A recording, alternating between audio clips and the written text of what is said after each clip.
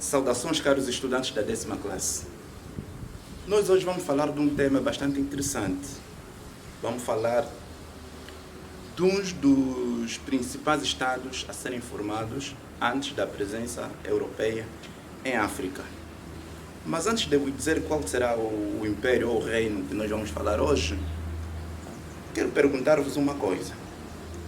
Sei que vocês gostam de futebol e conhecem. Alguém faz ideia do jogador que foi estrela, um dos melhores avançados, número 12, do Sevilha de Espanha? Não se lembram? É isso mesmo. Chama-se Seydou Keita.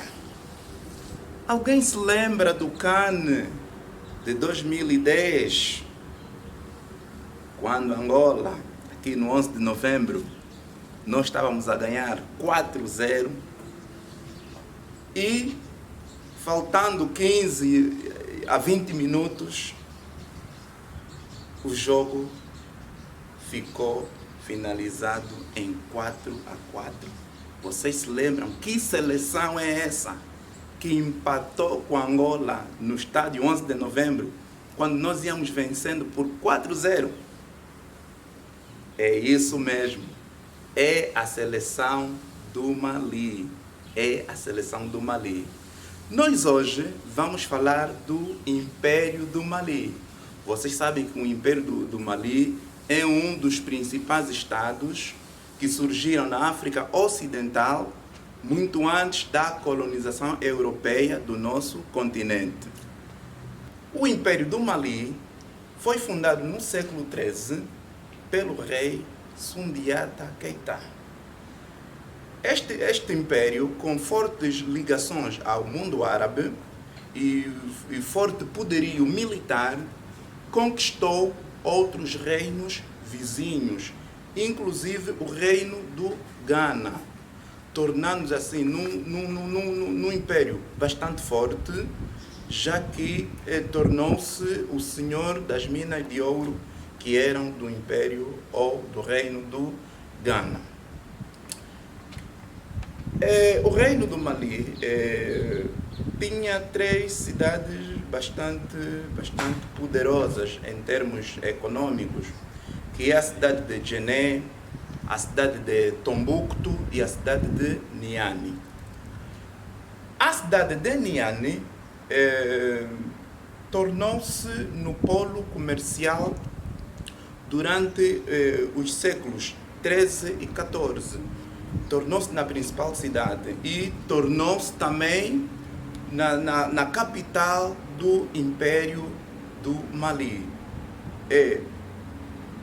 Através da sua localização geográfica, promoveu muitas trocas comerciais, sobretudo trocas como sal, de muitos produtos como sal, como ouro, que favoreceram a extensão e o poderio do Império Mandinga, também assim chamado.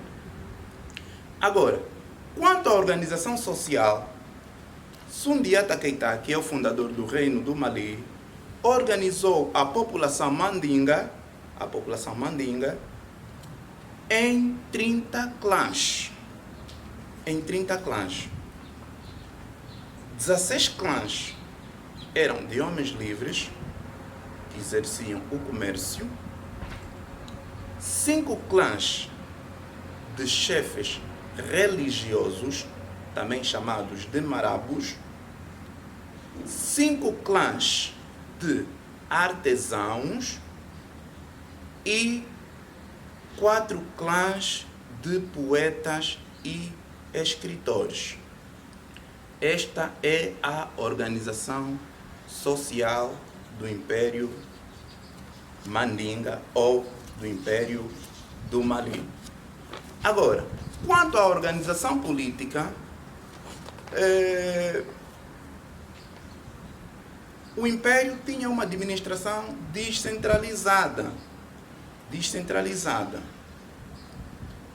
Isto é, o imperador não podia, quer dizer, não intervia diretamente nos assuntos políticos, religiosos e sociais de outras regiões conquistadas. A região habitada pelos Mandiga estava submetida à administração direta do rei. Ao nível dos territórios conquistados ou das aldeias, a autoridade era exercida por um chefe político ou por um chefe religioso. Ok. Este reino, ao longo do século XIV, entrou em declínio.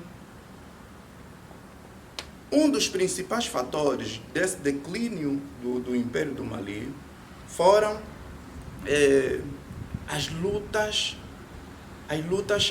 dentro mesmo da família real para a ocupação ou a conquista do poder. Havia uma luta entre os membros para a conquista e o exercício do poder político. Outra das causas do declínio do reino do Império do Mali, por volta do século XIV, foi o facto do mesmo reino ser invadido pelos tuaregues, vindos das regiões, vindos do norte de África, e pelos Songhai, que saquearam e pilharam as cidades de Djenné, de Tombouctou e de Niani. Esta invasão dos tuaregues e dos Songhai fez com que o poder político enfraquecesse. E assim o Império do Mali entrou em decadência. Ok, meus meninos, como vimos, o Império do Mali entrou em declínio por causa da invasão dos Songhai. E é por este motivo que, para a próxima aula, nós falaremos do Império de Songhai. Fiquem bem, cumpram com as orientações de biossegurança. Até a próxima.